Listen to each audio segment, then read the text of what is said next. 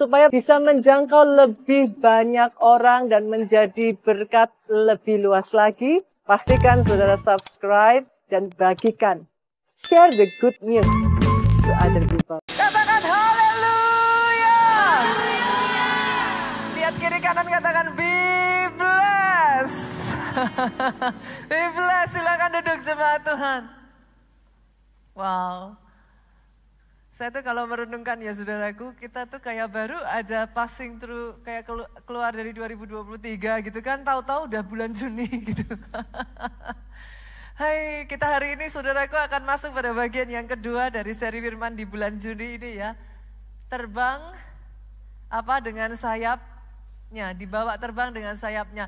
Dan pada bagian yang kedua ini saya akan menyampaikan satu pesan firman yang berjudul duduk di first class Raja Walinya Tuhan. Saya mau pastikan dulu, saya disclaimer dulu nih saudaraku.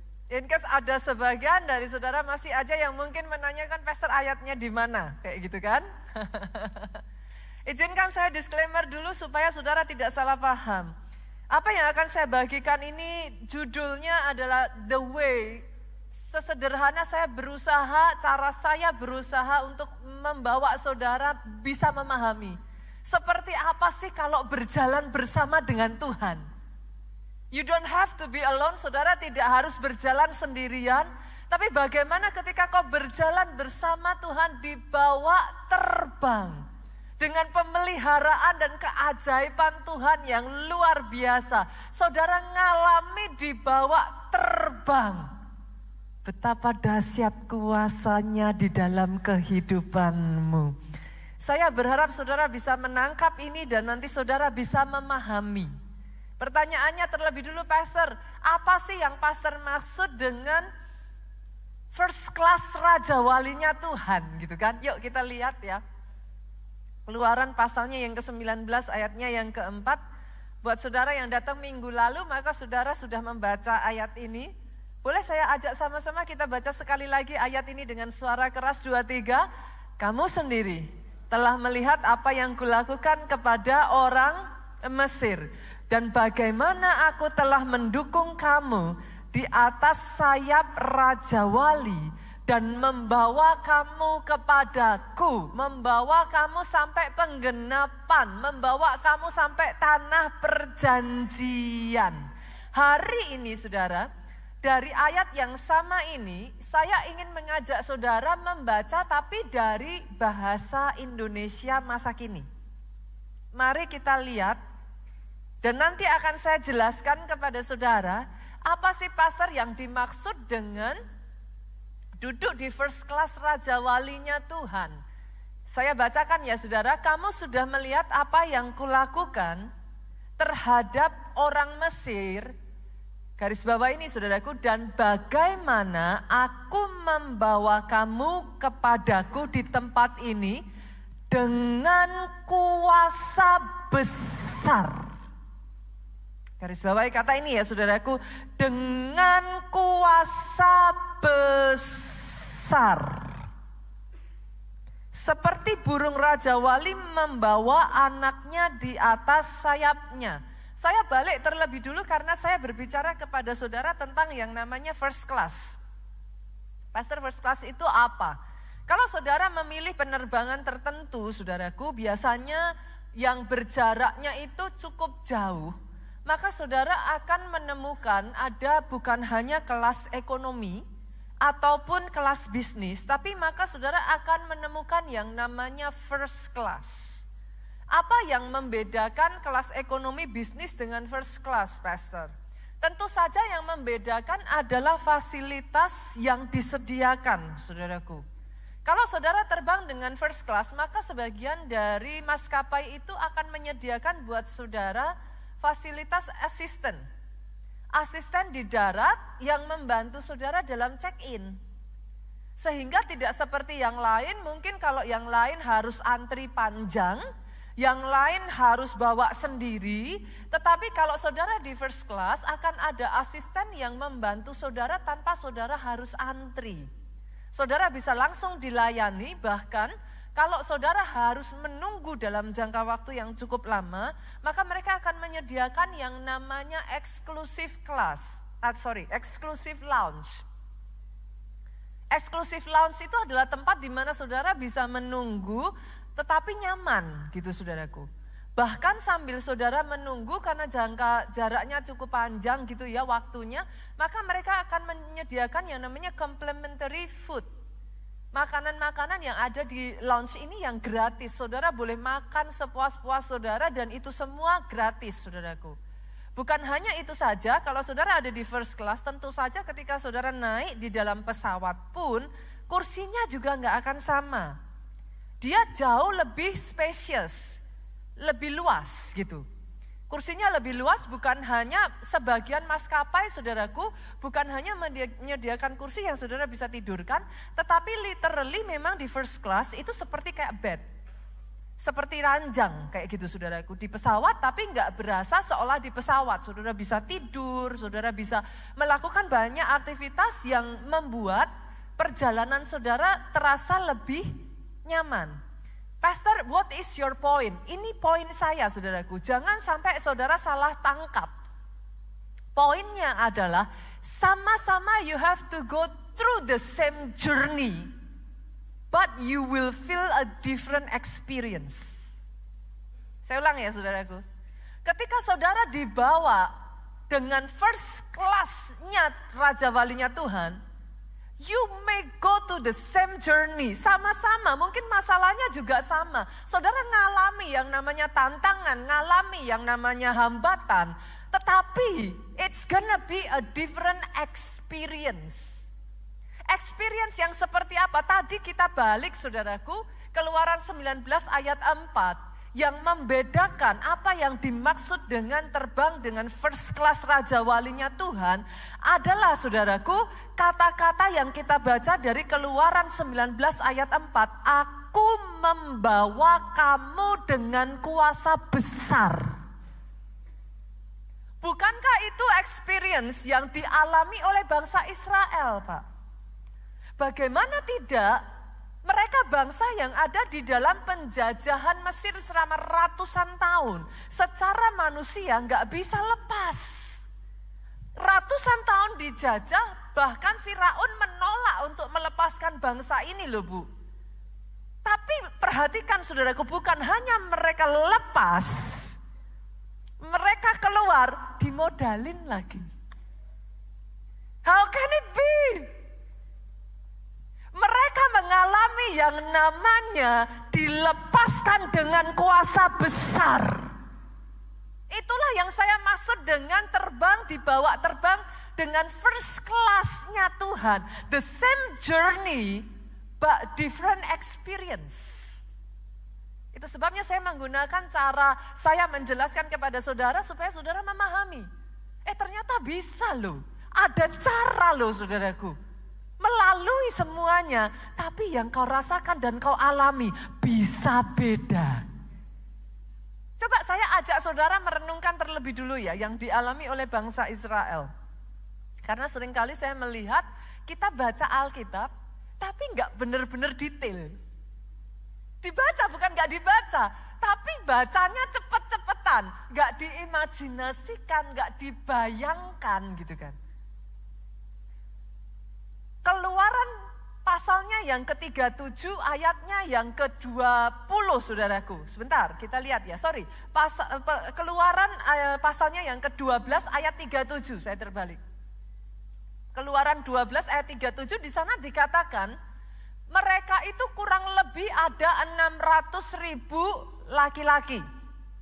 Perhatikan ke depan ya, kita coba hitung ya saudaraku.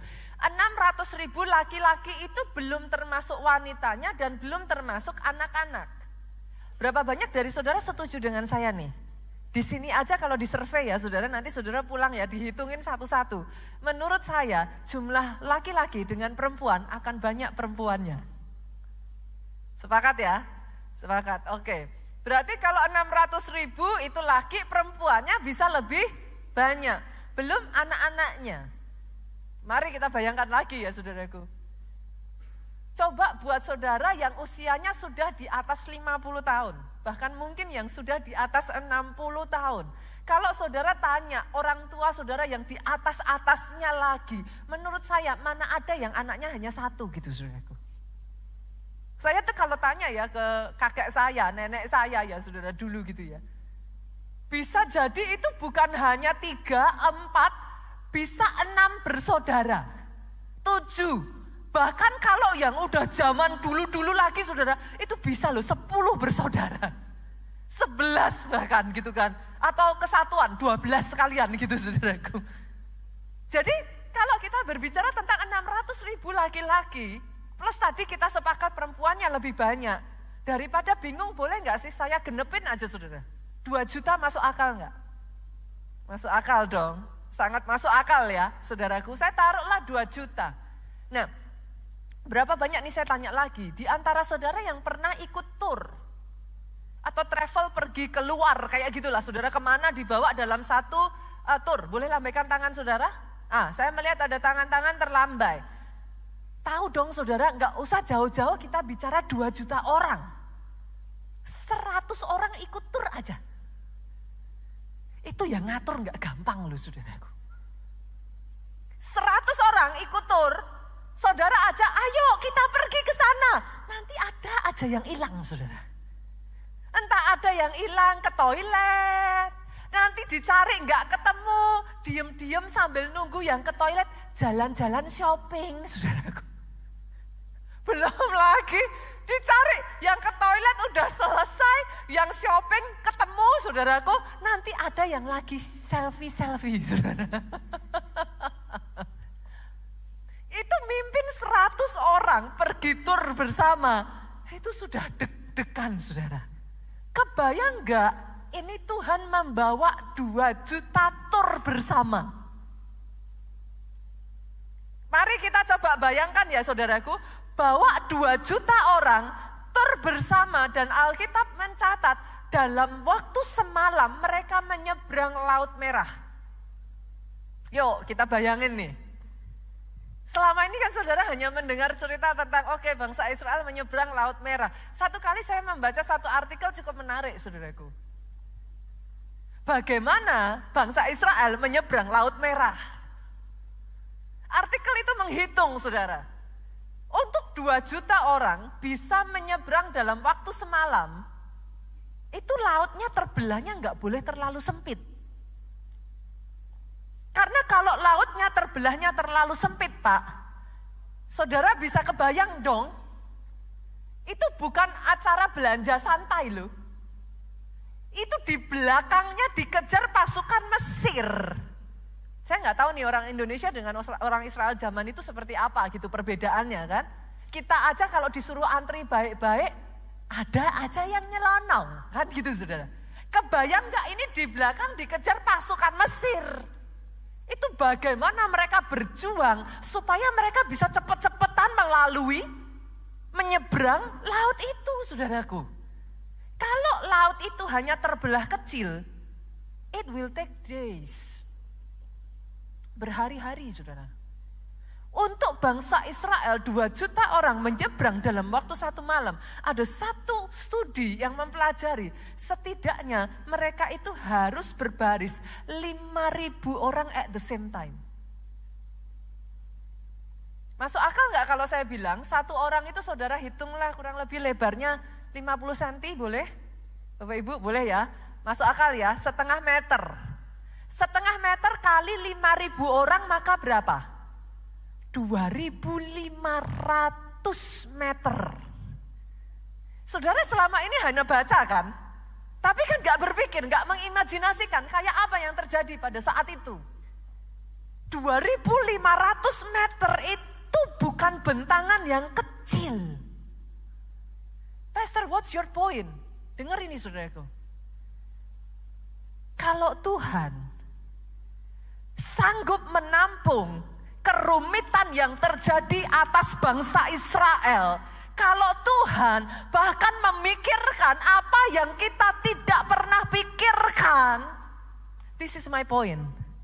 Tuhanmu cukup berkuasa kalau dia bisa membawa 2 juta orang menyeberang laut itu dalam waktu semalam. Masakah dia tidak bisa membawa engkau menyeberang melalui masalahmu? Oh come on, kalau mau tepuk tangan yang paling meriah buat Yesus Tuhan kita. Hari ini saya berdoa engkau bisa melihat. Kadangkala kita tidak bisa mengerti, kadangkala kita underestimate. Tapi doa saya ketika saya menceritakan kisah bangsa Israel menyeberang ini, saudaraku, engkau tidak lagi underestimate kuasa Tuhan atas hidupmu. Oh come on, tepuk tangannya boleh yang paling meriah buat Yesus Tuhan kita. Sejak dari hari ini saudara bisa melihat, dibawa terbang dengan first class-nya Tuhan. The same journey. Bukan berarti kalau ikut Tuhan kita udah gak ngalami masalah. No, bukan berarti kalau ikut Tuhan gak ada tantangan. The same journey but can be different experience. Bisa jadi pengalaman yang berbeda. Bukan hanya saudara bangsa Israel itu 2 juta dibawa menyeberang dalam semalam. Alkitab mencatat loh saudaraku, mereka keluar tidak ada yang sakit. How can it be? Kasut mereka tidak menjadi aus. What's your point, Pastor? Dengar ini saudaraku. Ketika dia bawa engkau dengan first class, dia bawa engkau dengan kuasa besar. Kau diizinkan melalui hal-hal yang supernatural yang di luar batas pemikiranmu. Kadang yes ada hal-hal yang masih kau bisa nalar. Tapi kadang ada hal-hal ketika kau dibawa dengan first class. Engkau akan melihat di luar pemikiran yang seolah-olah buat manusia gak mungkin. Tapi ketika kau izinkan dirimu dibawa terbang di atas sayapnya, pemeliharaannya supernatural. Bahkan ya saudara, beberapa waktu yang lalu saya tuh sempat ngalami kayak apa? Pernah nggak sih saudara, minggu lalu kita juga khotbahkan ini ya, pernah nggak sih ngerasa kayak overwhelmed gitu? Beban yang kita tanggung dengan kekuatan kita tuh kayaknya kok tidak sama gitu, nggak sepadan gitu ya Bu ya. Rasanya sudah kayak nggak mampu. Sampai saudara ketika saya mempersiapkan ayat ini ya, firman ini, saya tuh ngerasa Tuhan lepaskan saya. Dan saya ngalami yang namanya kebenaran. If you know the truth shall set you free. Kebenaran itu memerdekakan engkau. Itu sebabnya saya again and again akan ngomong, baca Alkitabmu. Karena benar saudaraku, kalau you know, if you know, itu beda. Mazmur pasalnya yang ke-68 ayatnya yang ke-20 itu ngomong kayak gini. Dan ayat ini benar-benar memerdekakan saya saudaraku. Ayat ini ngomong gini, terpujilah Tuhan yang hari demi hari Ia menanggung bagi kita. Allah adalah keselamatan kita. Selah. Izinkan saya menjelaskan ayat ini saudaraku. Kata Selah yang ada di belakang itu very deep meaningnya. Artinya apa Bu? Kata Selah yang ada di belakang itu ya, artinya Alkitab ngomong sama kita, renungkan itu. Disuruh ngerenungin apa? Renungkan bahwa hari demi hari Dia menanggung engkau. Saya begitu baca ayat ini ya saudaraku, saya tuh ngerasa kayak beban yang begitu berat itu diangkat dari diri saya. Buat saudara yang selama ini berjalan sendiri, engkau menanggung bebanmu sendiri, izinkan saya mengatakan ini, hari demi hari Dia menanggung untuk engkau. Engkau gak harus bawa sendiri. Kata menanggung itu artinya apa, Pastor? Dia yang susah sehingga engkau tidak perlu bersusah payah. Kata Kata menanggung itu artinya apa? Dia rela repot-repot buat engkau. Kata menanggung itu artinya apa? Dia yang bawa bebanmu. Supaya engkau bisa berjalan dengan ringan. Wah, saya begitu baca ayat ini ya saudara. Air mata menetes loh saya tuh. Saya ngomong sama Tuhan, saya angkat tangan saya bilang, Tuhan, hari demi hari aku mampu karena aku tahu Engkau menanggung untuk aku. Itu seperti saya dimerdekakan. Karena banyak orang berbeban berat tidak mengerti ayat ini. Bahkan kalau saudara buka ya, di dalam Yesaya pasalnya yang ke-46. Wah, kita lihat saudaraku, Yesaya pasalnya yang ke-46, ayatnya yang ke-4 saudara. Ayat ini bahkan ngomong, aku telah melakukannya dan mau menanggung kamu terus.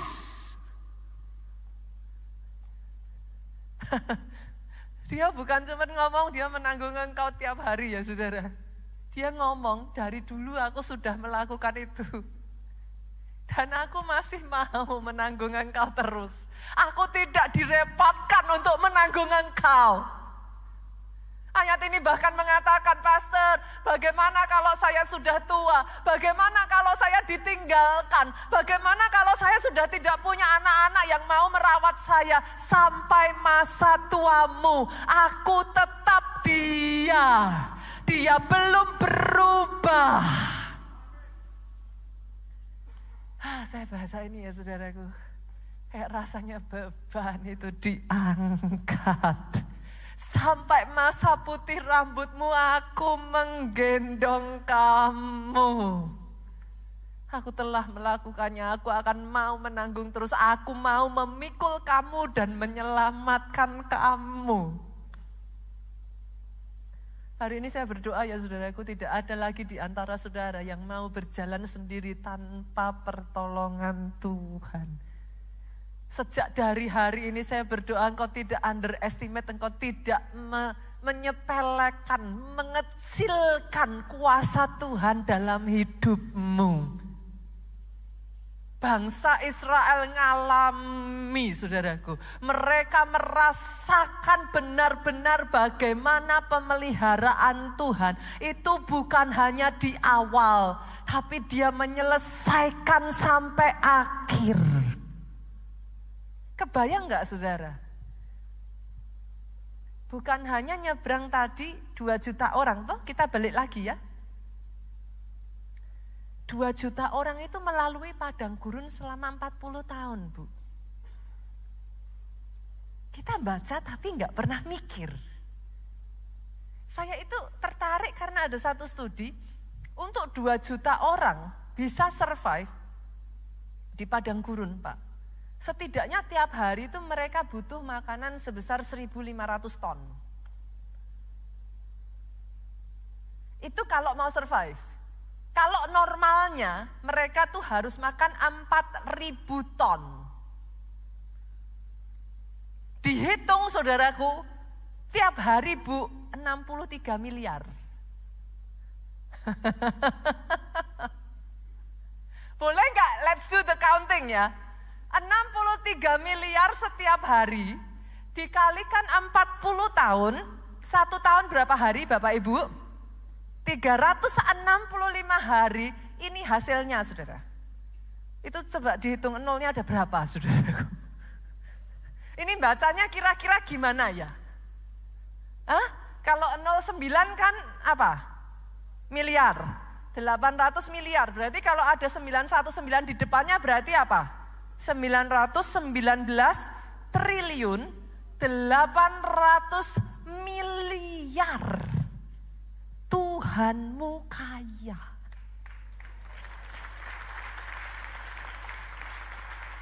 Oh, saya berdoa ya saudaraku, kalau if you can see this ya. 40 tahun dan mereka survive di padang gurun. Ini baru kita bicara soal makanan. Ayo kita hitung minuman, memangnya nggak butuh air saudara. Dan by the way ngomong-ngomong ini perjalanannya di padang gurun loh. Cari air gak gampang.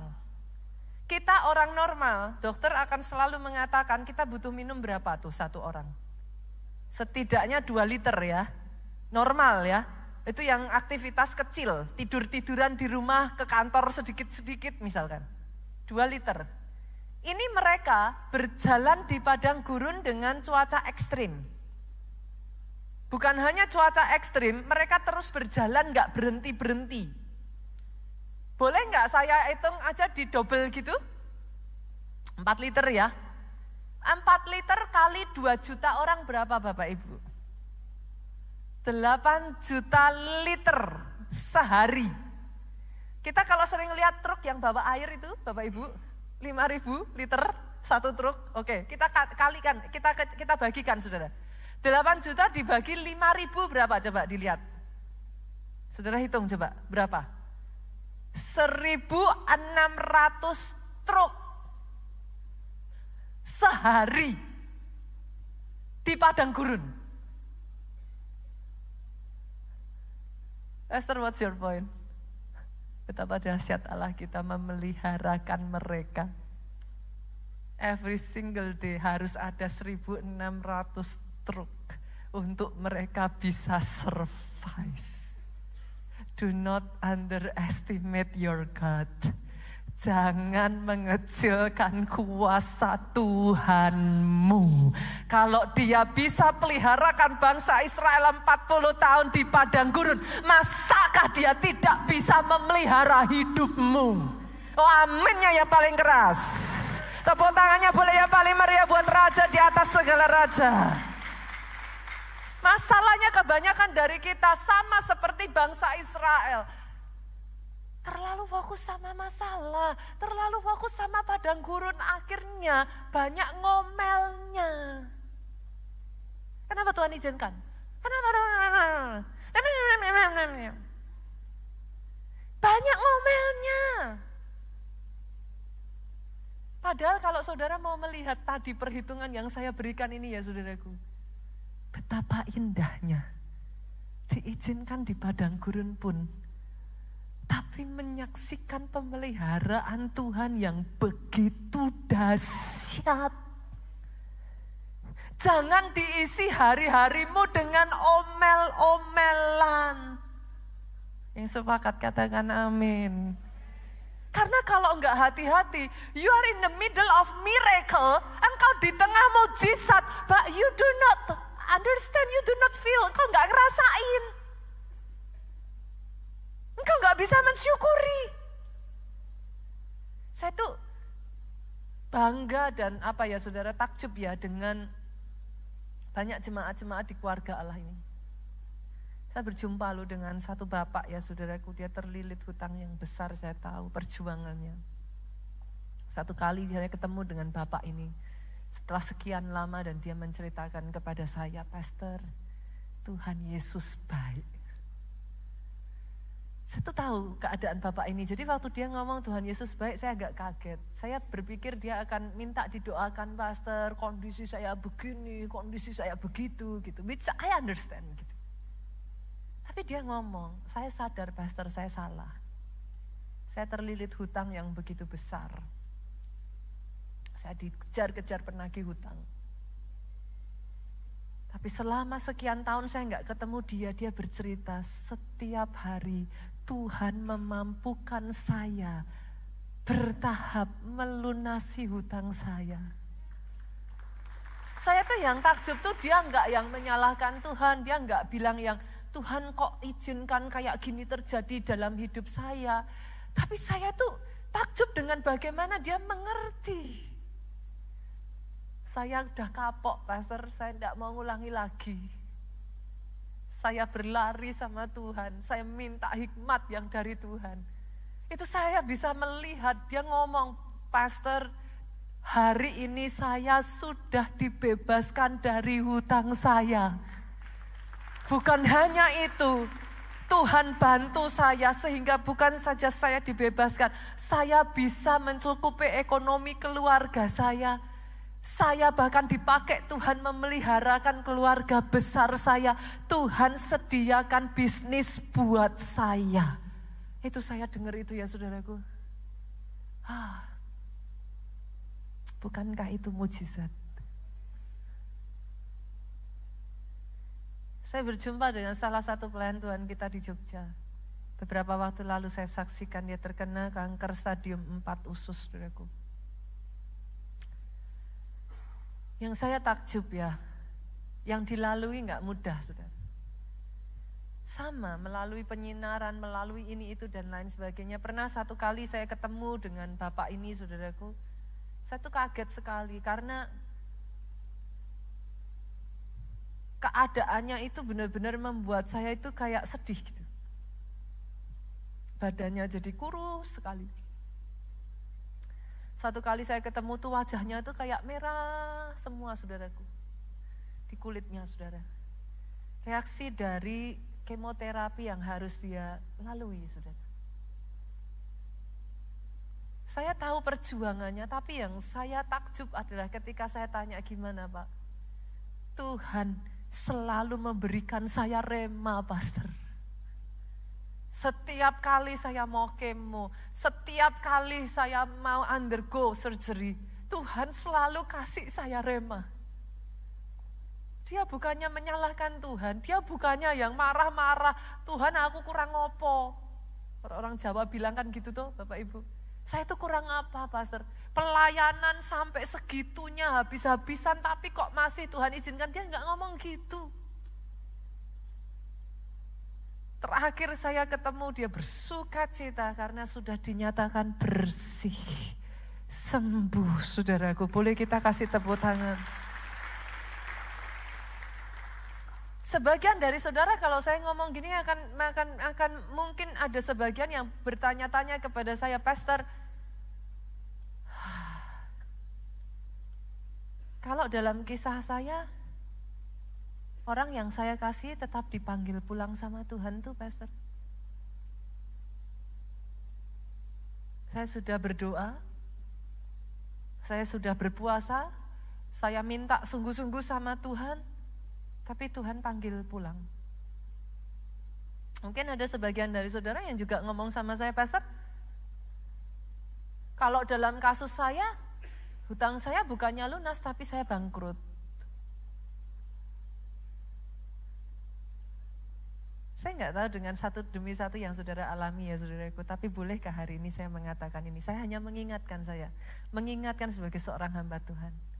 Jangan lupa, Dia Tuhan. He is God. Maksudnya gimana? Kita ini creation loh saudara. Kita ini ciptaan loh. Dia berhak melakukan apapun dan dia berdaulat penuh atas hidupmu. Oh sorry saudara. Ada banyak orang bilang dia Tuhan. Tapi ketika dia melakukan apa yang posisinya sebagai Tuhan, kau marah sama dia. If I may, izinkan saya mengingatkan saudara, He is God. Saya masih ingat sekali, itu akan saya pegang terus. Kata-kata dia di GO, Pastor E.A. Adeboye pada saat dia kehilangan anaknya yang ketiga.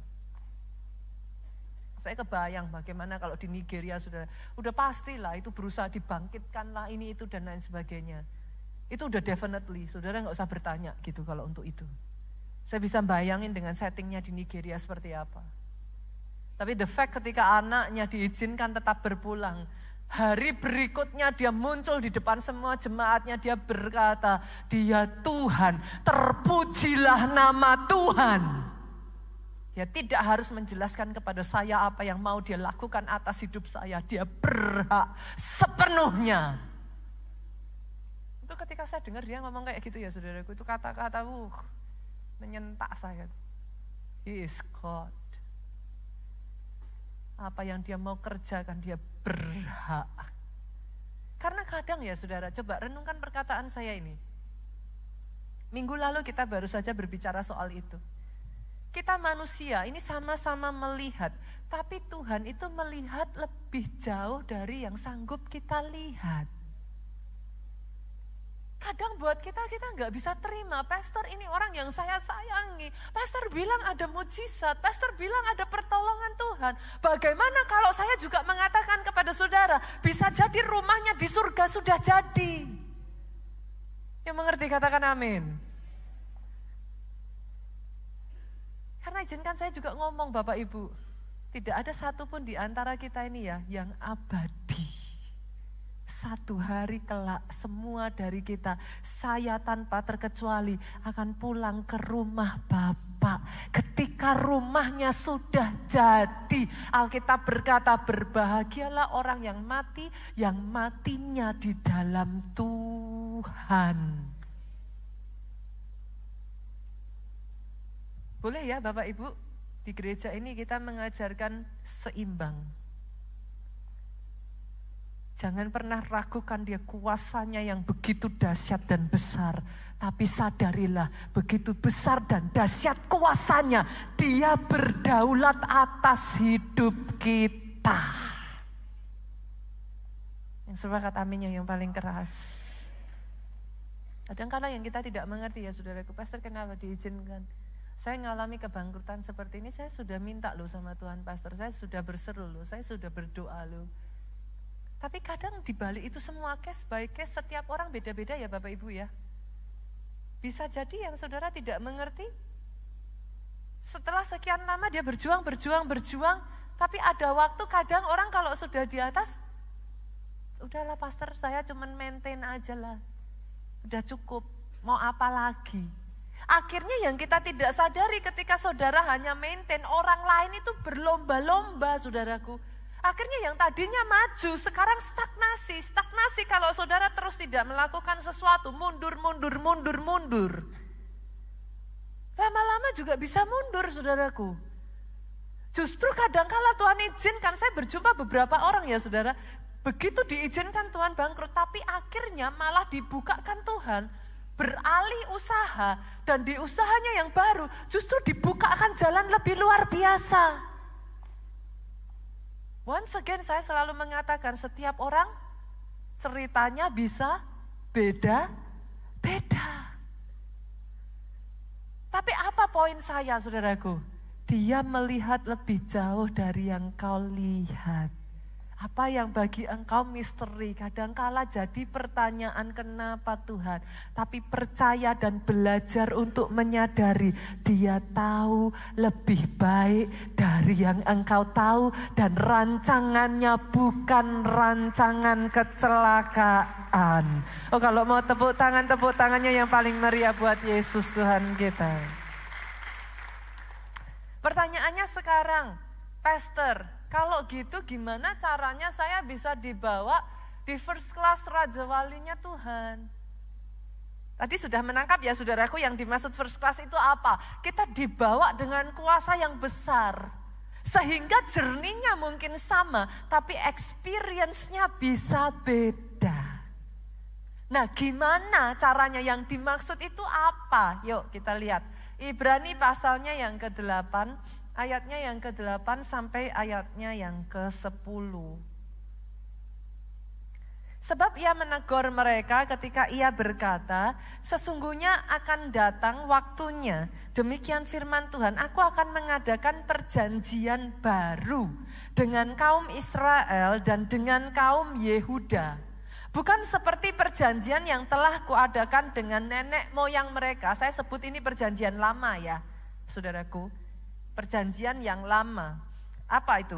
Pada waktu aku memegang tangan mereka untuk membawa mereka keluar dari tanah Mesir. Sebab mereka tidak setia kepada perjanjianku dan aku menolak mereka, demikian firman Tuhan. Sampai ayat 9 dulu saudara. Poinnya gimana? Dalam kehidupan kita nih ya saudaraku, setiap kita itu we make a deal with God. Ini bahasa saya. Kalau saudara belum pernah dengar ini dan saudara baru datang ke keluarga Allah, nanti saudara cari di YouTube. Saya berbicara tentang yang namanya covenant.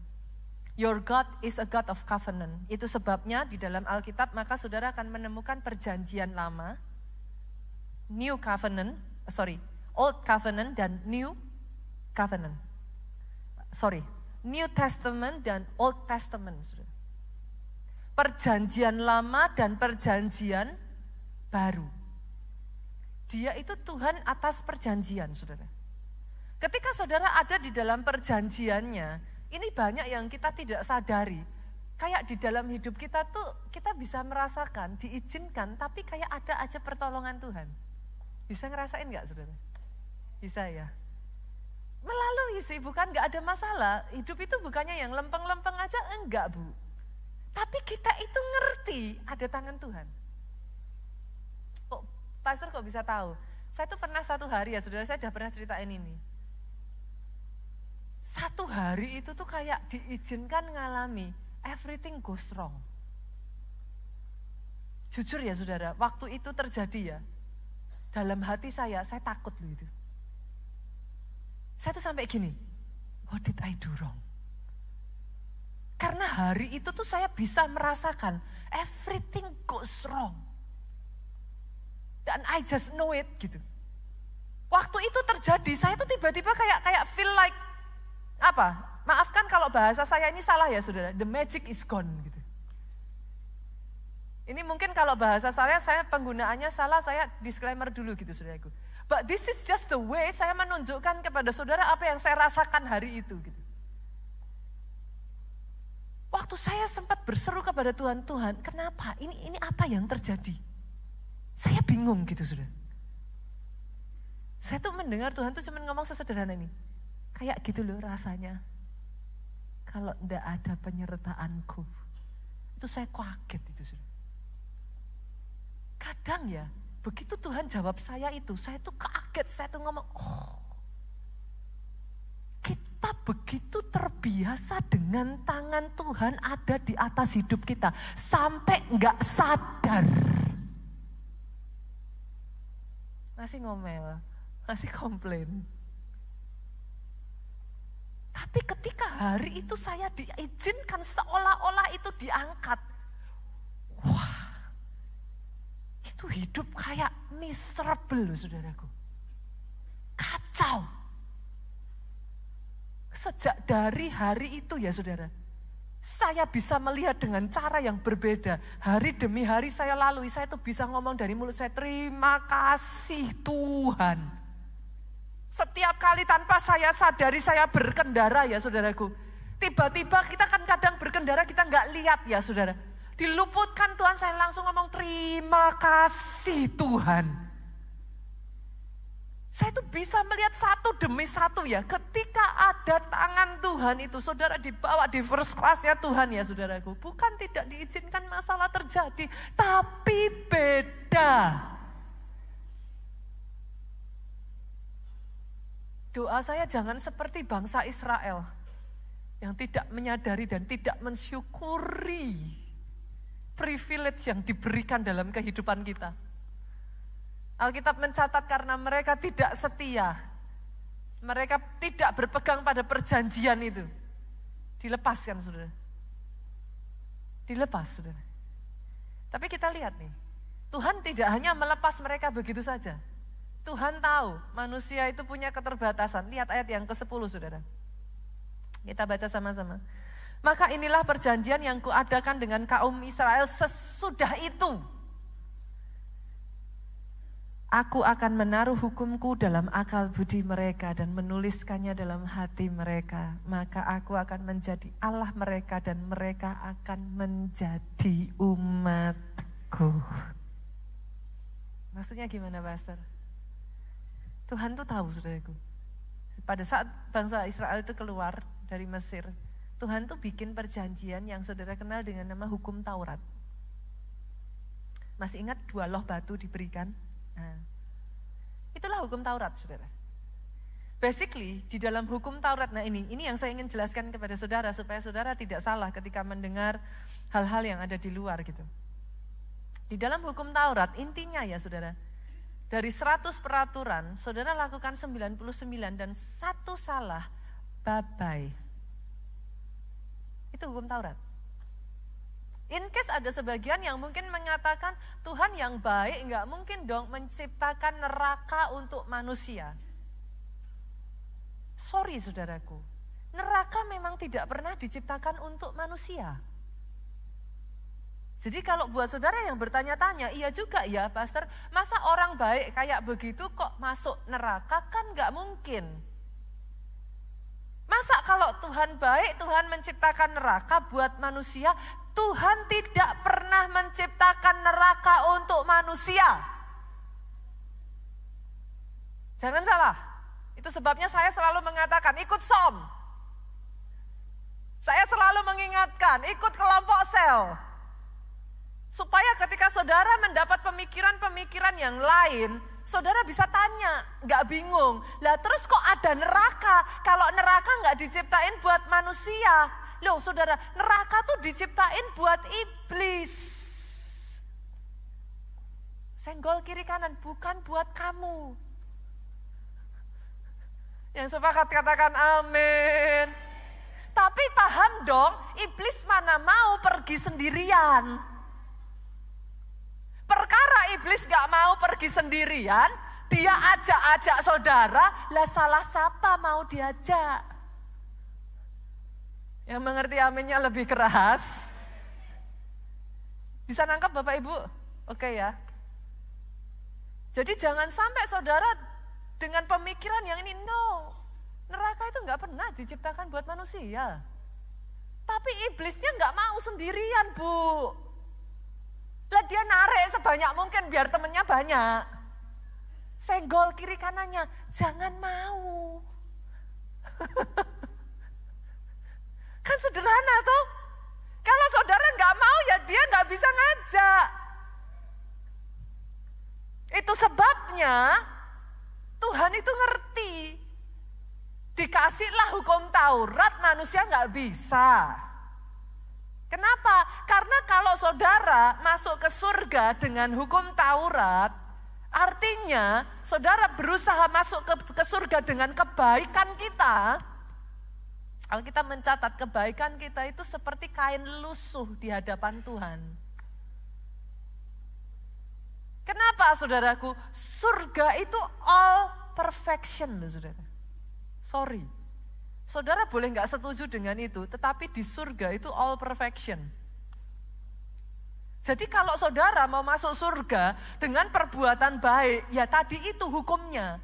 100 hukum, satu aja saudara nggak bisa lakukan, yang 99 sudah dilakukan, saudara boleh bilang not fair, pastor. Ya memang itulah kenyataannya. Satu saja saudara tidak lakukan, bye-bye. Tapi terus jangan dibolak-balik, surga tidak untuk manusia. Neraka tidak untuk manusia.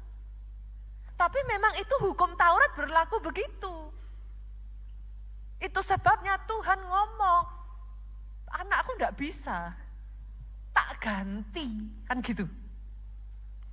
Aku membuat perjanjian yang baru. Di dalam perjanjian yang baru ini, saudaraku, dia berkata, diganti menjadi hukum kasih karunia. Barang siapa percaya tidak binasa, melainkan beroleh hidup yang kekal. Yang mengerti aminnya yang paling keras. Itu sebabnya sekarang kalau saudara lihat ke depan, saya kasih pilihan. Loh kan Tuhan tuh adil loh, dikasih pilihan. Mau milih yang mana? Mau jalur yang ini? Boleh. Tapi 100 tadi, satu aja ada yang gak bisa lakuin ya bye-bye. Atau mau pilih jalur yang ini. Lah manusia tuh sukanya susah gitu loh saudara. Jalur yang ini Tuhan susah. Jalur yang ini jawabannya juga gini. Hah sesederhana itu? Masa iya? Segampang itu, cuman percaya saja bisa selamat. Nah, bingung toh saudara manusia. Yang ini salah, yang itu salah. Saudara bisa mengerti yang saya maksudkan? Di jalur yang kedua ini, saudaraku, He first love you. Kalau saudara mau tanya sama saya, pastor, apakah saya masih layak? Seorang kayak saya ini apa dia mau nerima. Lah ketika engkau masih berdosa aja dia udah mati buat engkau. Gimana? Alkitab mengatakan bahkan ketika kau tidak setia, dia tetap setia. Di perjanjian yang lama tadi, ketika mereka tidak setia, Tuhan tinggalkan. Lalu sebagian orang bertanya kepada saya, berarti ada dua Tuhan. Lah kok Tuhan, saudara? Saudara ngerti? Sering kali kan? Nah, dikacaukan toh? Berarti Tuhan perjanjian lama dan Tuhan perjanjian baru itu Tuhan yang beda. Enggak ada ceritanya. Yang mengerti katakan amin. Senggol kiri kanan katakan ikut som. Ikut komsel. Supaya nanti saudara bisa mengerti hal-hal seperti ini. Enggak dibingungkan lagi, saudara enggak jadi kacau. Terus yang harus saya lakukan apa? Percaya saja, percaya saja. Percaya dia beri kita menang. Nanti ya ada lagi yang ngomong, segampang itu pastor. Nah kok digampangke kok gak mau toh saudaraku. Yang mengerti katakan amin. Iman itu menjadi gerbang yang membawa saudara masuk pada begitu banyak kemustahilan. Tapi apakah karena semudah itu terus saudara bisa menganggap sepi dan remeh keselamatan yang dari Tuhan? Alkitab mengatakan iman tanpa perbuatan, Yakobus 2:26 pada hakikatnya mati. Boleh dibuka multimedia tuh. Terus berarti gimana pastor? Justru karena kita itu sadar saudaraku, kita ini nggak bisa dengan usaha kita. Kita sadar, mari kita kerjakan kata firman Tuhan keselamatan kita. Pastor, gimana saya mengerjakannya? Ini saya tutup dengan 3 ini. Think strong, speak strong, act strong. Maksudnya gimana? Think strong, ada banyak orang di dalam kehidupan ketika kau menghadapi masalah berpikirnya kayak gini, Tuhan jahat ya. Berarti Tuhan udah gak sayang aku lagi. Instead ketika kau menghadapi masalah kau bisa berkata, Tuhan sudah menolong aku di masa lalu. Kali ini pun Tuhan tidak akan membiarkan aku. Itu think strong. Tuhan tahu keterbatasanku, Tuhan tahu seberapa kekuatanku. Itu sebabnya Dia menanggung bagi aku setiap hari. Itu think strong. Tapi bukan hanya think strong, saudara. Kenapa? Karena kalau kita terus-menerus think weak, pemikirannya lemah, maka kita akan terus bimbang. Orang bimbang jangan harap mendapat apa-apa, itu kata firman. Think strong. Kok bisa think strong? Harus speak strong. Itu sebabnya saudara akan melihat di gereja kita itu mengajarkan all is well. Pastor, lah di depan mata keadaan kayak gitu kok pastor bilangnya all is well. Lah Tuhan juga nyuruh tuh. Biarlah orang yang tidak berdaya berkata, aku ini pahlawan. Lah apakah salah saya ngomong yang sama? Apa itu hanya ngayam-ngayam? Nah, firman yang nyuruh kok. Biarlah orang yang lemah berkata, aku kuat. Nah itu yang ngomong firman. Kalau di gereja kita disebut dengan kata-kata profetik. Saya sudah pernah menjelaskan ya, Bapak Ibu ya. Keluarga Allah sudah tahu, bukan kita mendahului Tuhan. Bukan kita kurang ajar. Bukan kita ngatur-ngatur Tuhan. Saya sudah menjelaskan itu. Kata-kata profetik, kan karena sering saya pernah ditanya seperti itu. Wah, keluarga Allah pengajarannya sesat. Masa kita bisa ngomong sama Tuhan, Tuhan yang disuruh-suruh? Bukan. Kita ngomong ada landasannya. Landasannya firman. Firman ngomong, kita secara manusia tidak memungkinkan, kita sepakat dengan firman, ngomong bahwa rancangannya adalah rancangan damai sejahtera. Tuhan kerjakan bukan karena kita suruh, karena memang itulah rencananya atas hidupmu. Ketika kita yang harusnya tidak mampu bersepakat dengan perkataannya Tuhan, itu dijadikan atas hidupmu. Yang mengerti aminnya boleh yang paling keras. Terjawab ya Bapak Ibu ya, satu demi satu ya. Nah firman yang seperti ini buat saya penting, firman yang seimbang saudara. Jangan digoyang mau diombang-ambingkan. Itu. Dan yang ketiga, act strong. Karena kita bisa sudah berpikir ngomong, tapi gilirannya jalan takut. Loh, karena benar itu benar saudaraku. Ada batas yang cukup tipis antara iman dengan nekat. Sejujurnya iya.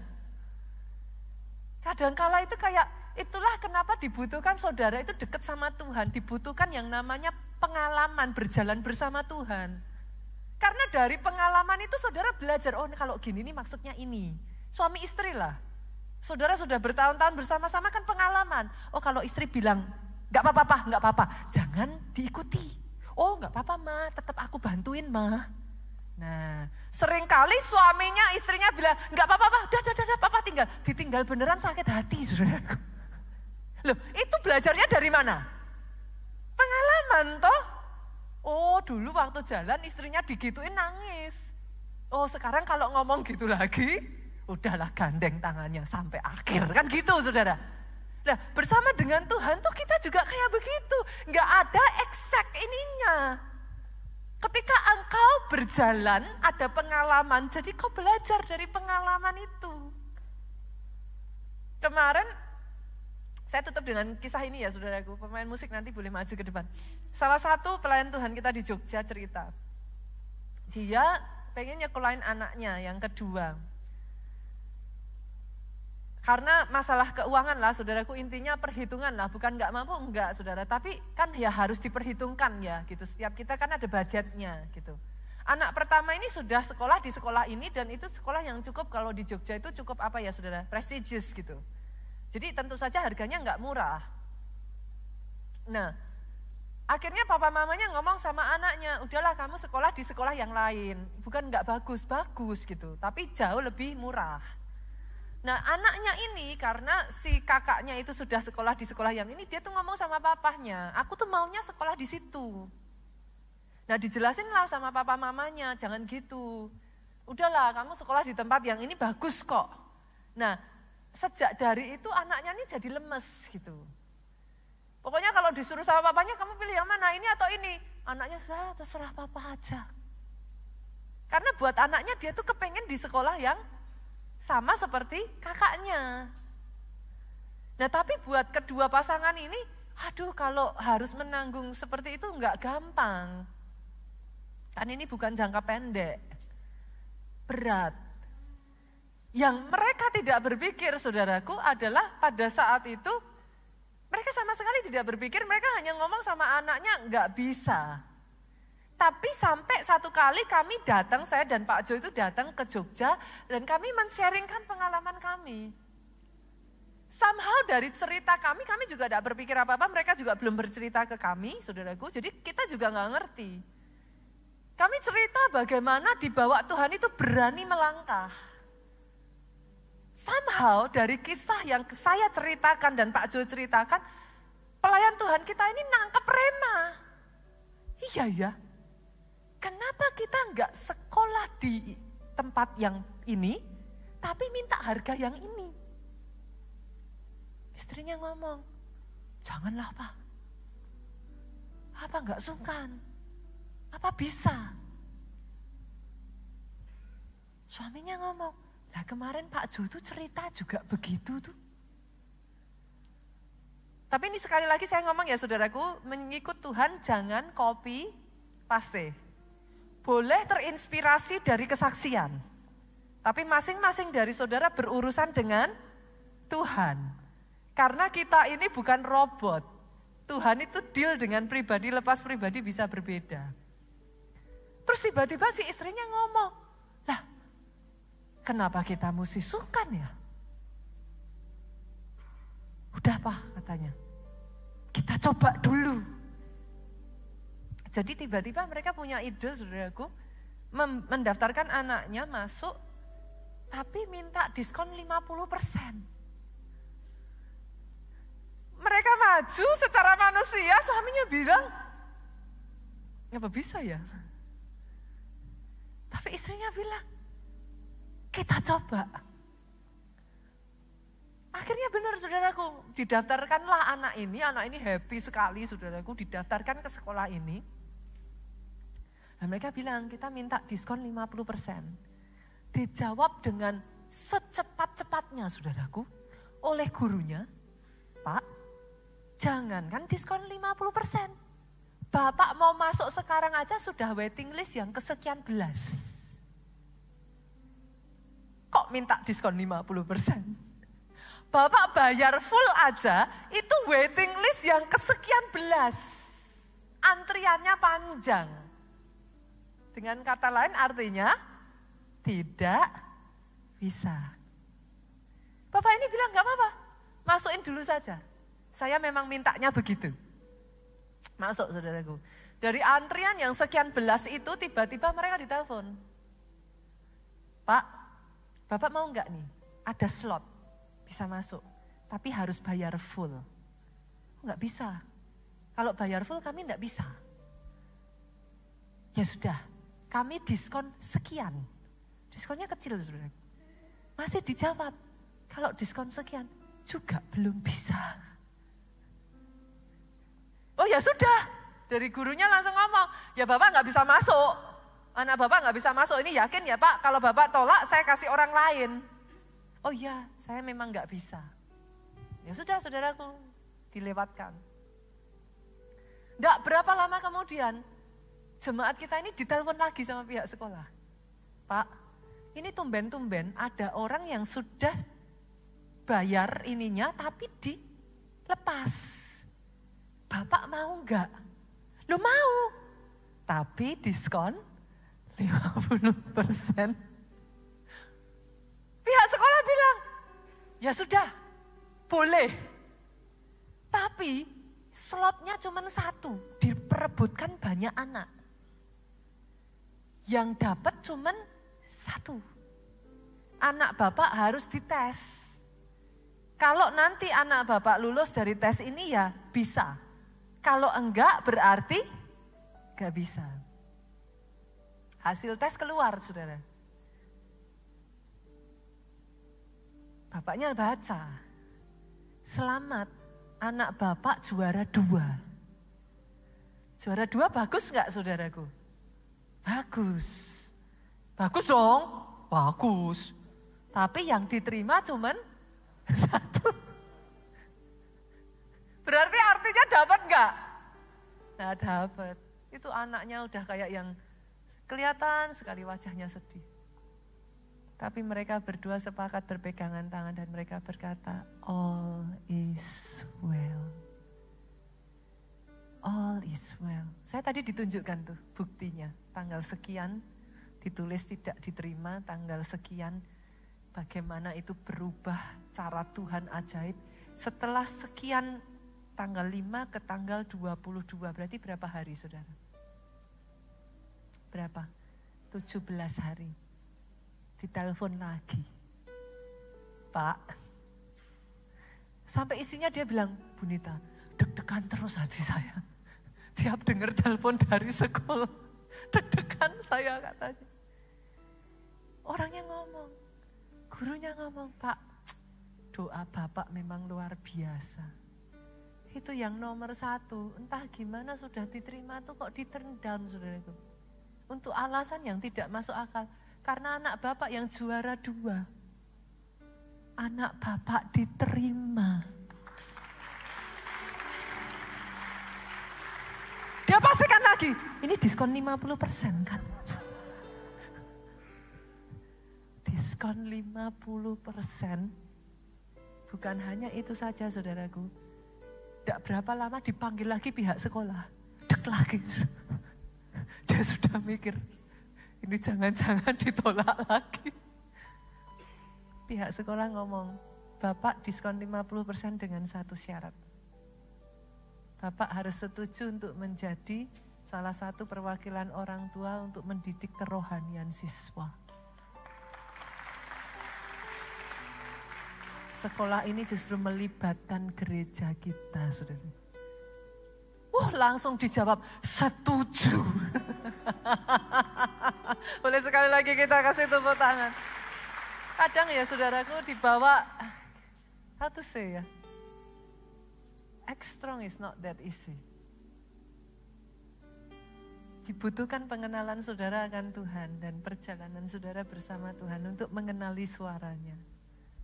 Buat sebagian orang it might sound like, mungkin bisa terdengar seolah-olah itu ngawur. Bisa terdengar arogan. Bisa terdengar tidak make sense. Itu yang saya alami dalam kehidupan kami berdua, saudaraku. Tempat ini pun tidak masuk akal kok. Kalau saudara tahu cerita dari awal sampai akhirnya, tempat ini nggak ada yang masuk akal dari gedung PIK ini, saudara. Tetapi justru ketika itulah kami belajar untuk dibawa terbang dengan sayap Raja Walinya Tuhan. Dia membuat apa yang tidak masuk akal jadi mungkin. Doa saya bukan dari kata orang ya, tapi kau alami secara pribadi. Beri tepuk tangan yang paling meriah. Bangkit berdiri. Yesus sendiri. Karena kadang ya saudaraku, saya berjumpa dengan orang-orang yang tidak pernah mengalami itu simply karena tidak menyadari dan tidak mengetahui bahwa yes, Tuhan itu sedahsyat itu loh. Bukan omong kosong, dia memang mau menanggung engkau. Kadangkala kita ngerasa kayak, aku ini jadi beban. Tapi tahukah saudara, kau tidak harus menanggung bebanmu sendirian. Dia sudah, buat saudara yang berkata masa sih pastor, dia sudah kata firman Tuhan, dia sudah melakukannya. Dan dia mau melakukannya terus. Saya baca ayat ini tuh saya sering ini saudara, apa? Segitunya ya Tuhanku gitu.